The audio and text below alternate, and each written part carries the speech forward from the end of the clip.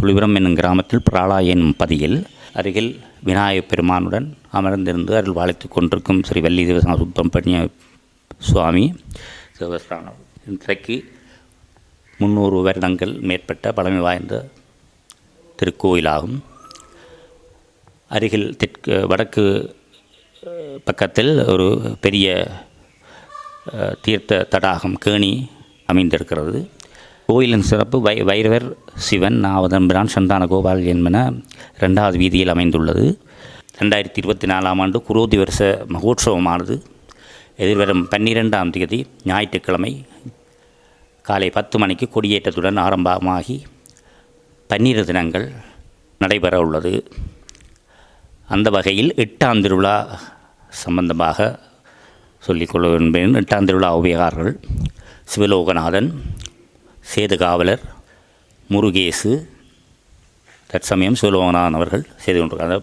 பரம்பரை வழியில் செய்து கொண்டு வருகின்றார்கள். அந்த 8ஆம் திருவிழா 108 சங்குகளான விசேஷ சங்காபிஷேகமாக நடைபெறும். இத்திருவிழாவில் அந்த சங்காபிஷேகம் முடிந்து வசந்த மண்டப பூஜை முடிந்து சுவாமி எழுந்தருளும் முற்பக்கம் நாங்கள் பாடசாலை மாணவர்களாக இருக்கின்ற பொழுது ஆன்மீக கருத்துரைகள் அநேகமாக இடம்பெறுவது வழக்கம்.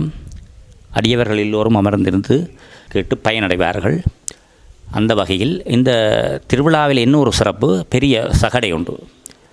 அதற்கேற்ற மாதிரி ஒரு பெரிய மயில் வாகனம் கம்பீரமாக சுவாமி தோற்றமளித்து சாத்துப்படியெல்லாம் அலங்கரித்து அதனிலே ஏறி வரும்பொழுது பார்க்க கண்கொள்ளா காட்சியாக இருக்கும்.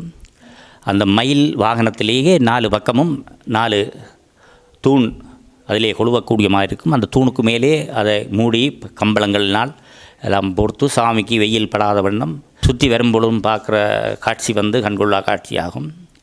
மாலை திருவிழாவின் போது பாரம்பரிய கலை, அதாவது கரகாட்டம், கோலாட்டம் அழியா வண்ணம் அதனை இன்றைய சந்ததிக்கும் எடுத்து வர வேண்டும் என்ற எண்ணத்துடன் திருவாளர் சிவலோகநாதன் அவர்கள் ஆஸ்திரேலியாவில் இருந்தாலும் அவர் 4-5 மாதத்துக்கு முன்பே திருவிழா சம்பந்தமான ஆலோசனைகளை கேட்டறிந்து எங்களிடம் என்ன மாதிரி செய்வோமையா இப்படி என்றெல்லாம் கலந்துரையாடி அதற்குரிய ஆயத்தங்களை செய்வார். நேற்று முன்தினம் கூட என்னுடன் கலந்துரையாடினார்.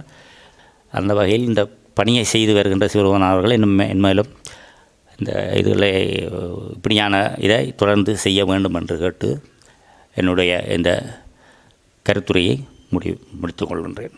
நன்றி.